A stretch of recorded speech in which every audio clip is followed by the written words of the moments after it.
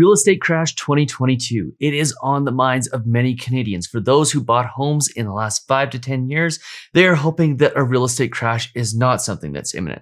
For those who missed out on the buying party in the last 2 years, they're hoping for a massive correction that allows them to finally get into the real estate market at low prices. And in today's video, what we're going to discuss is whether or not that real estate market is going to crash. And we're going to look at it from both perspectives. And at the end, I want you to leave a comment in the comment section below and tell me what you think is going to happen to the Canadian real estate market. The definitive guide on how to manage your credit, product, and elite price in that order. It's never been more important to get your mortgage right. All right, so welcome back. Today we're looking at the potential for a real estate market crash in 2022 in Canada, and we're going to discuss both sides of the equation, the reasons why it might happen, as well as the reasons why it might not happen. And I'm going to let you at the very end of this video tell me what your conclusion is with respect to what's going to happen in the Canadian real estate market. And keep in mind that this is economics, not fortune telling. So many times you'll find economists who make predictions about what's going to happen in the economy, whether it's TD that's predicting a 19% reduction in home prices or RBC who's expecting a recession to hit in 2023. You have to remember that these are forecasts used with the best information we have at the moment. And the one thing about economics that always happens is there's always surprises, and the surprises change the forecast. So in order to figure out, or at least forecast what's going to happen in the market, you have to look at the best information you have, look at what could be the surprises in the market, and then try to make the best decision for yourself.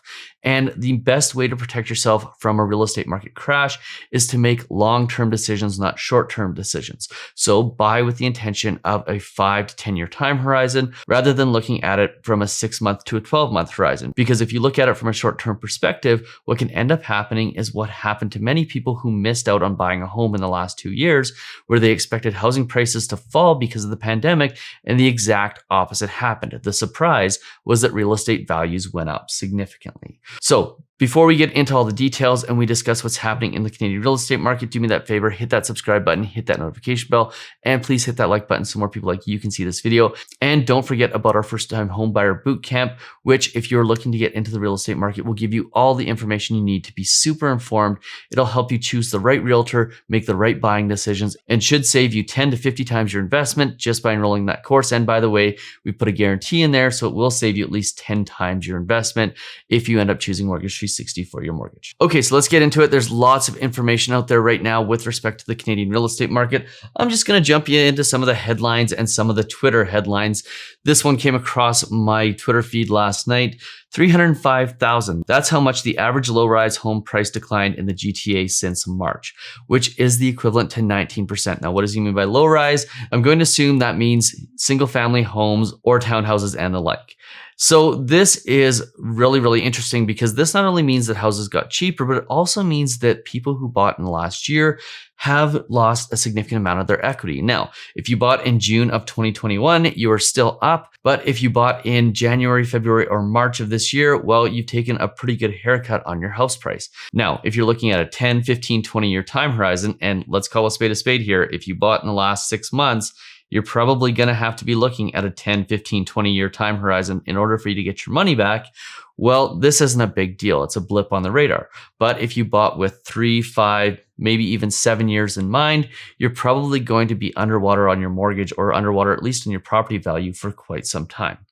And then if we get into more of the headlines, this is where it gets really interesting. Vancouver's June home sales down 16%. Montreal home sales drop 11% since last year. Toronto June home sales sink 41% as rates sideline more buyers. Now, this is the big question, right? How much are interest rates going to have an effect on the economy and on the real estate market? Well, as a general rule of thumb, you can expect every 1% increase in interest rates to reduce buying power by about 10%. So right now, we're already in a place where we're facing a 10 to 20 to 30% headwind just by the increased interest rates. Now, when you go a little bit further, what's interesting is if you look at Toronto office vacancies, they've risen to a record on recession fears. So the recession fears are starting to sink in. We've seen this in the bond market. If you haven't watched the interest rate update from Tuesday, I'll link it here. And we talked a little bit about the fact that the bond market is starting to price in recession fears in early 2023, and therefore bond market yields have come down,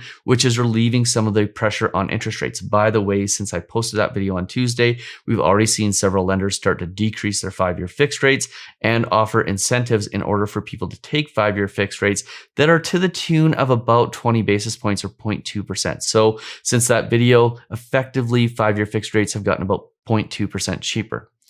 Then we start getting into the CMHC articles here, where they say that residential mortgage debt grew last year by the fastest pace since 2008, up 10% year over year, which is a pretty significant amount of mortgage debt increase. RBC last month updated their housing affordability metric, and they're saying it's going to get ugly. It very much seems like it's going to get ugly in the very near future. By the way, in tomorrow's video, we're going to have a video with respect to how to increase your mortgage qualifying by 10 to 15% so that you can afford a slightly bigger home if you're looking at those 5-year fixed rates. And then if you look at the Calgary home sales, this has been a market that has been very much resilient the last couple of months. The reason why is because Calgary is obviously a commodity dependent city, and higher oil prices and higher commodity prices are leading to a little bit of a boom in our market, even in the face of higher interest rates. So basically what we're seeing across the board is this clear message that home sales are down. It looks like there's a little bit of downward pressure. It's not a seller's market anymore. And the question is, how bad is it going to get? Could it lead to a market crash? And many people are saying, yes, it could, given the amount of money that Canada printed during the pandemic. They're saying that all the signs are pointing to a massive decrease in home values. And the reality is this: we have several different markets across Canada. It is a vast country with vast differences in the real estate markets. So if you look at the Toronto and the Vancouver real estate markets right now, Toronto seems to be the market that is suffering the most. Vancouver seems to be getting away with it a little bit right now. And if you look to prairie provinces and eastern provinces, some of those markets are still thriving.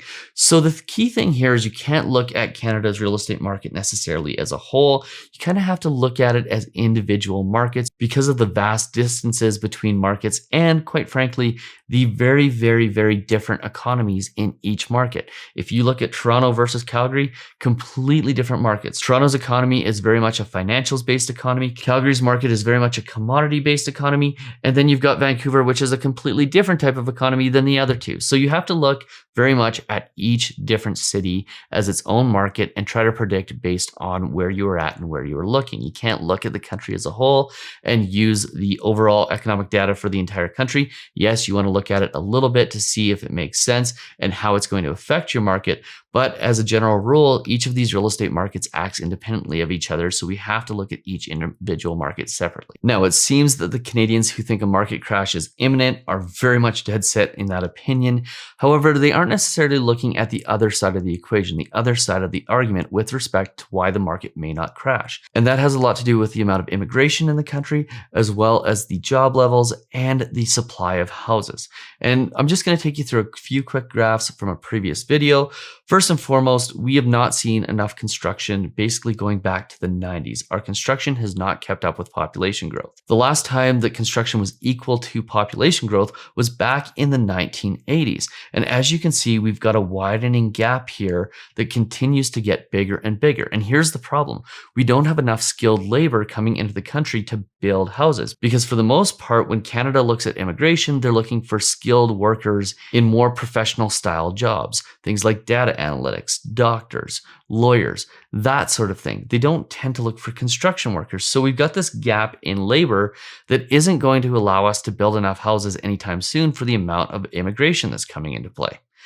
And then on top of that, if you look at Canada's job growth, we've got pretty much full employment at the moment. In fact, we've got so little unemployment that it is very, very hard to find workers right now, especially in those lower paying jobs like the construction jobs and so on and so forth. I mean, just look at airports right now. It's an absolute disaster because those low paying jobs are not easily fillable because those people who have previously worked in those jobs have moved on to higher paying roles in better industries and better positions. And then if you take a look at the immigration levels plan, this was updated in March. We're now expecting up to 400,000 new Canadians per year. And if you look at the rental markets in different cities right now, rents are going through the roof. And there's a couple reasons for this. One is it's getting more expensive for a landlord to own that property because most landlords will purchase properties with variable rate mortgages because they have lower penalties and because they are an investment. And therefore costs are increasing on those mortgages and they're having to increase rents in order to cover those costs.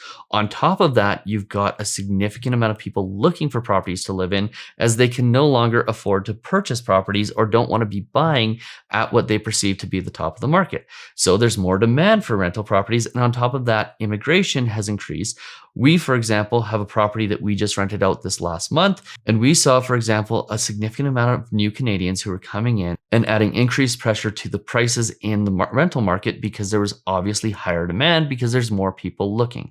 So there's a lot going on here. And the question of whether or not there's going to be a crash, well, it's yet to be decided. I can't say there's going to be a 19 or 20% market crash because the reality is I just don't know. I can make my best prediction. I think we're probably going to, at the very least, see it be flat. Are we probably going to see some price reductions across the country?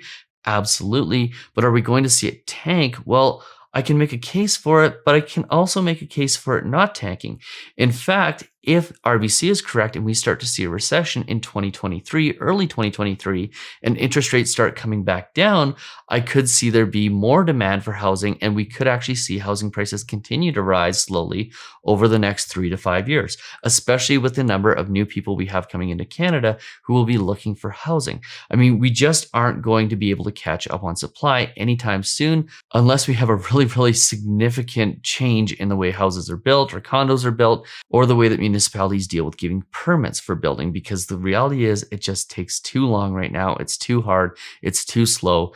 And at least in my mind, I think that is the biggest problem that we are going to face, is the fact that we aren't going to be able to get new housing online fast enough. So the takeaway here is whether you think there's going to be a market crash or not, if you're making short-term buying decisions, well, you should probably stay out of the market regardless, because there is that chance that housing prices are going to decline. But if you're making long-term decisions, you need to think about the possibility that we may not see a significant price crash anytime soon, especially in markets outside of Toronto and Vancouver. And with that in mind, I would start thinking about your time horizon. And if you're looking at a 5, 10, 15-year time horizon, well, I would start to put the emphasis on finding the right home for the long term rather than trying to time the market. Because if you miss it, you could end up paying significantly more, or if interest rates continue to go up, not being able to qualify for the mortgage that you want and the property that you want to buy. So if you found this video useful, do me that favor, hit that subscribe button, hit that notification bell. Please hit that like button so more people like you can see this video. Don't forget to check out the other videos surrounding this topic, and we'll see you on the very next one. Cheers.